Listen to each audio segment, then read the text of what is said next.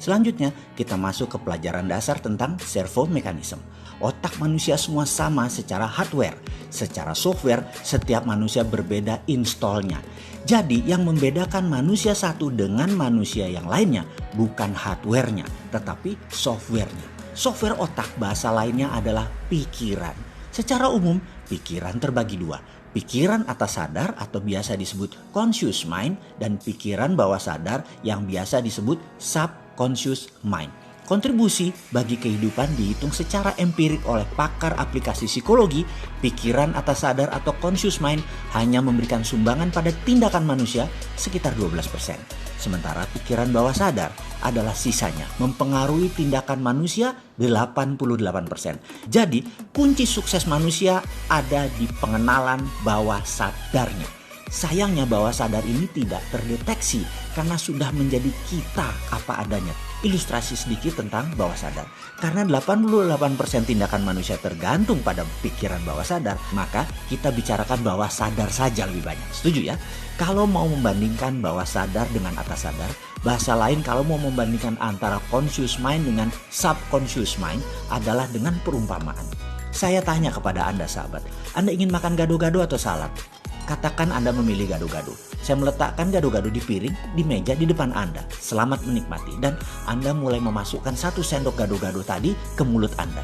1-2 gado-gado makanan tadi sudah masuk ke mulut Anda. Lalu pada suapan ketiga setengah piring sudah habis, saya bertanya kepada Anda. Setiap masuk makanan ke mulut Anda, mengunyahnya berapa kali sebelum Anda telan? Anda bisa terdiam sejenak. Lalu otak Anda mulai menghitung dan Anda mungkin baru menyadari sesaat kemudian bahwa Anda tidak tahu pasnya berapa Anda mengunyah tadi. Lalu Anda mulai menghitung dengan masukkan makanan ke mulut Anda dan Anda mulai menghitung. Barulah Anda tahu bahwa Anda mengunyah sekitar 4-5 kali baru Anda menelan. Itulah bawah sadar seseorang yang mengendalikannya. Orang lain ada yang 6-8 kali mengunyah baru menelan. Ada yang 2-3 kali mengunyah baru ditelan.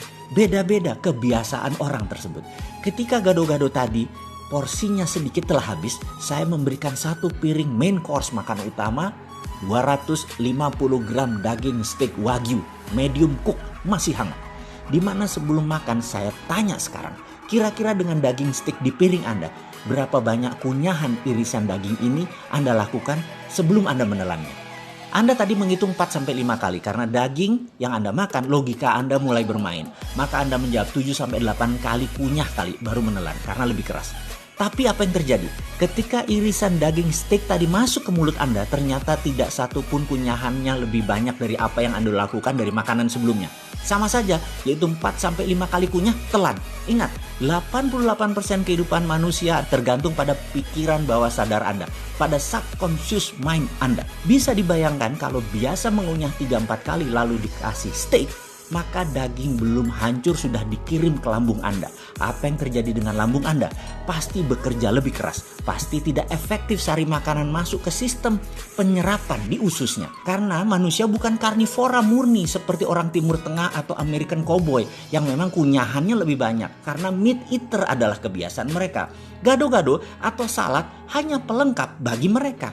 Kunyahan yang lebih banyak menyehatkan lambung. Orang Barat dan Timur Tengah punya kebiasaan mengunyah 2 kali lebih banyak daripada orang Asia Tenggara khususnya. Itulah kebiasaan yang sudah terpatri dalam subconscious seseorang.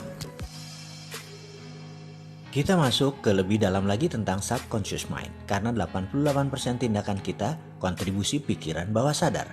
Kita wajib mengenal apa itu pikiran bawah sadar dan bagaimana program software terpasang pada pikiran bawah sadar kita.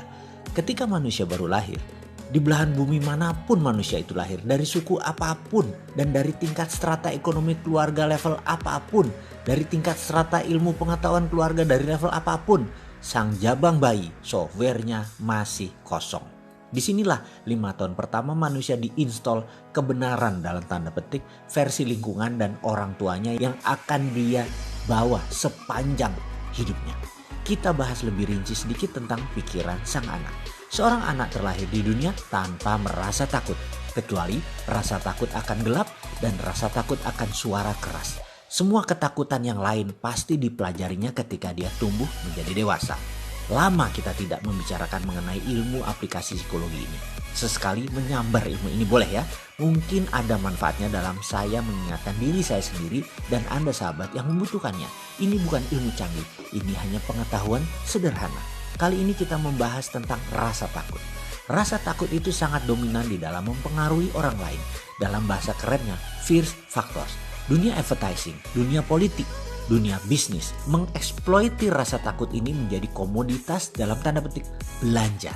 Ketakutan akan kelangkaan barang, ketakutan akan keterbatasan membuat perilaku menumpuk barang dan ini terjadi di dalam semua orang. Terutama para wanita yang terus dieksploiti rasa takutnya ini. Saya beri contoh bahwa iklan yang paling efektif di kelas retail adalah yang mengeksploitir rasa takut. Misalnya, iklan pasta gigi dari merek ternama menceritakan akan kuman jahat yang akan menggerogoti gigi sang anak. Dan ini diulang-ulangi, ditakut-takuti walau terlihat sains. Lalu pasta gigi ini solusinya bagi para ibu. Dan percaya saya, mayoritas wanita kebeli dengan iklan itu. Kita lanjut tentang pelajaran mengeksploitir rasa takut sebentar lagi setelah memahami keilmuan takut ini. Dua rasa takut utama yang biasa berkembang dalam diri kita semua adalah takut akan kegagalan, takut akan kekalahan, dan terus berkembang menjadi rasa takut akan kritik dan penolakan. Kita mulai belajar merasa takut pada kegagalan ketika kita secara terus-menerus dikritik dan dihukum saat mencoba sesuatu yang baru atau sesuatu yang berbeda. Kita dibentak dan kita dilarang-larang. Jangan, jauh-jauh dari sana, hentikan, letakkan. Hukuman fisik dan tidak ditunjukkannya rasa cinta, ancaman-ancaman yang dilontarkan yang membuat Anda merasa takut dan tidak aman seringkali mengiringi hentakan dan kritik-kritik seperti ini. Inilah muasal terbanyak rasa takut tadi tumbuh di benak manusia.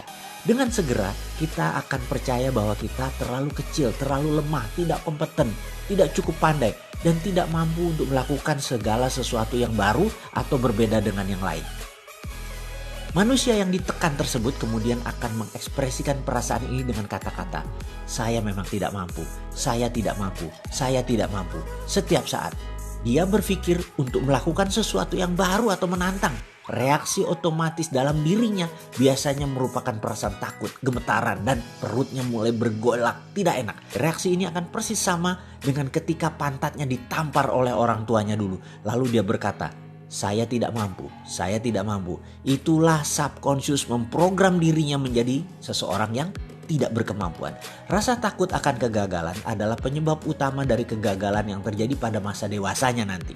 Sebagai akibat dari kritik destruktif yang sering seseorang terima pada masa kecil. Kemudian dirinya menjadi seorang dewasa yang cenderung tidak berani melakukan banyak hal. Orang tersebut tidak mampu menunjukkan seluruh potensi dirinya yang dimilikinya secara maksimal. Orang tersebut akan berhenti bahkan sebelum dia memulai mengerjakan sesuatu untuk pertama kalinya. Bayangkan, pikiran manusia yang menakjubkan ini bukan dipakai untuk menghasilkan hal yang luar biasa, tetapi pikiran malah dipergunakan untuk mencari-cari alasan untuk mengatakan bahwa dirinya tidak mampu. Dengan demikian, apapun yang diinginkannya tidak mungkin didapat, tidak mungkin diperoleh. Kita merenung sebentar, melihat diri kita. Sudahkah kita benar dalam tanda petik mendidik anak kita dengan kritik destruktif atau nasihat dengan sapaan lembut yang membangun? Apakah dulu dalam menerima didikan kita dibentak, kita dihardik, kita dimaki baik oleh lingkungan ataupun oleh keluarga dan kita memilih menerimanya? Atau kita sekarang memilih melepasnya atau tidak menggenggamnya lagi sehingga tidak mempengaruhi apapun pikiran kita saat ini? Kita pikirannya tetap bersih atau masih membekas sehingga kita didominasi oleh driven fear rasa takut ini. Faktor inilah yang membentuk 5 tahun pertama kehidupan manusia. Saya tidak akan bertanya di level mana Anda berada. Apakah keluarga penuh cinta? Apakah keluarga penuh persaingan? Apakah keluarga penuh curiga? Apakah keluarga penuh makian? Apapun itu kita tidak bahas dalam video ini. Anda yang merenung. Karena apapun itu akan masuk di bawah sadar Anda masing-masing dan jadi sistem di dalam diri Anda. Jadi tugas berikutnya adalah Anda merenung. Anda lihat, Anda catat. Apapun yang jelek tadi, percaya saya, ke depan kita ubah.